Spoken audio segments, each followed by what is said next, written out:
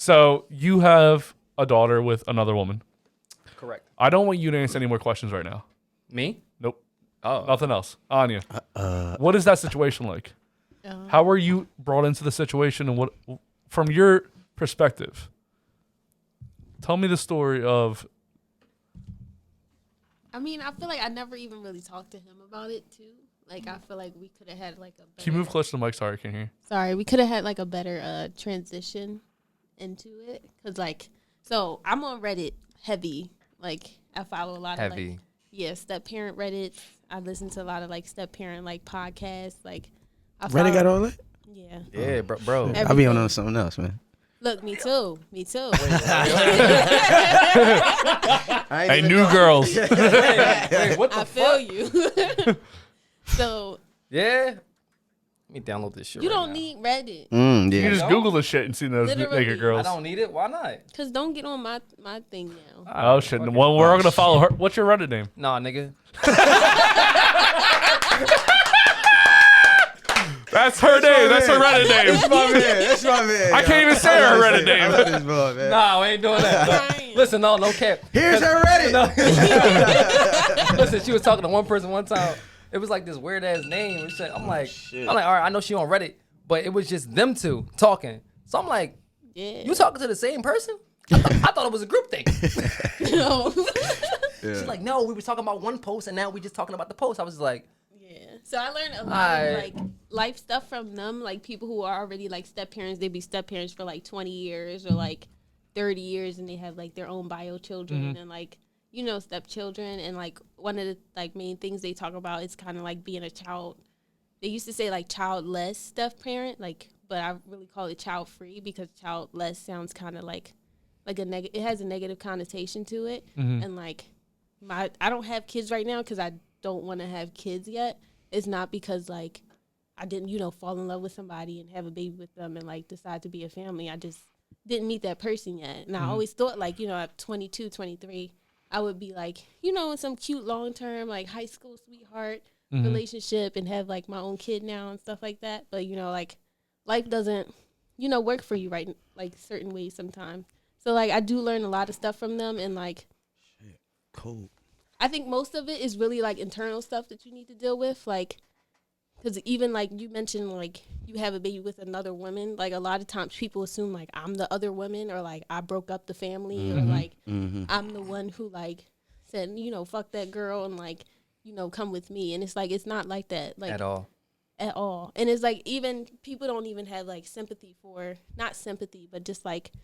Put remorse. Not remorse even, like just put the perspective on like the other women. Like I didn't want to come into a family that was already made. Like nobody does. Yeah. Everybody wants their own little family that they like, you know, that you start off with. And like I think a lot of times people are like, oh, she just came in and like took over this family. And it's like, did y'all not think that I wanted my own, like from the rip, like somebody to fall in love with me and like, you know, say, ooh, let's have a baby together at this time because we're ready for it now. And I think that that's really exciting. But, you know, of course, the flip side is like, hell no, I don't want no kid right now. Like, I'm just now realizing, like, I'm 23. Like, I should be lit, popping, like, parties. Like, I'm cute as shit. Like, I like bitches. Like, I'm like, shit, I don't need no baby right now. But, like, the great part about it is that, like, I would low-key have a 6-year-old. Like, low-key. And that's, like, really cool. And I kind of want to add to that, like the fact that she feels like she has a 6-year-old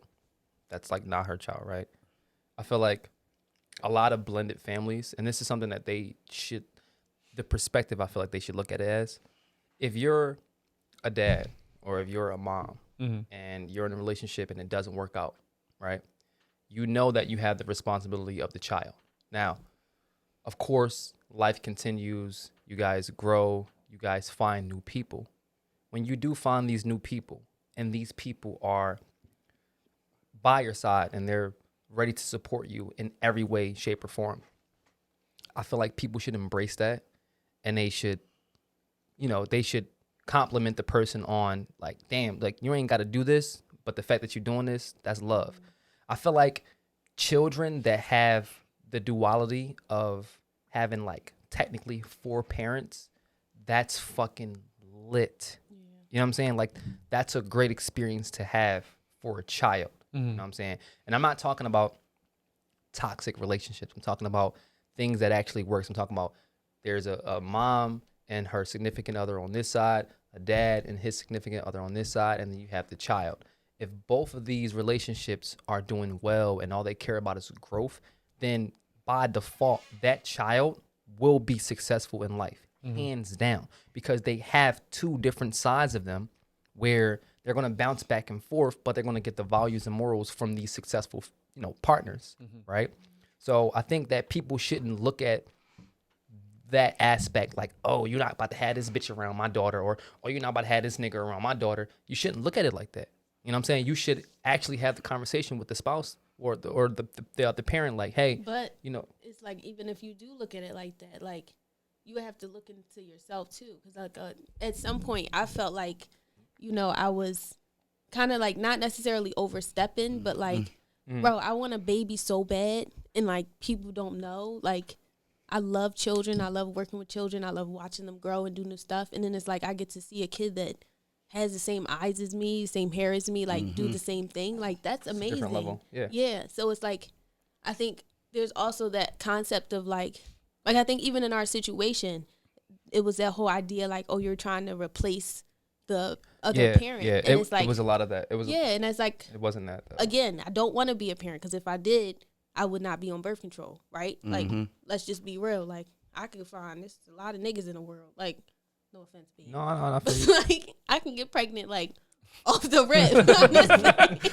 Stop taking the pill next day, pregnant. Yeah. So it's not that hard, and it's also just like, your child is, an extension of you, an extension of the things that you put that effort in, and you put that, all the things that you nurture. And if you nurturing those bad things, or you're nurturing like that, like self-pity or self-hate, or like, oh, I can't do this, I can't get past this because it's X, Y, Z. A lot of shit happens to people, bro. Like, I'm 23, a lot of shit has happened to me, and it's not all good shit, like, for real. And it's like, you can't have that pity party mindset, and you can't have it around a kid, because they feed off of that. Like, I know when I go into my rooms with my kids, like, however I'm feeling, they feel it. And it's like, I don't want to put that on y'all, and it's not y'all responsibility to make me feel okay. And I just want to make sure, like his daughter, my future kids that I have, I just want to make sure that they can focus on just being a kid and being happy and like successful. Because growing up, I couldn't just be a kid. I had to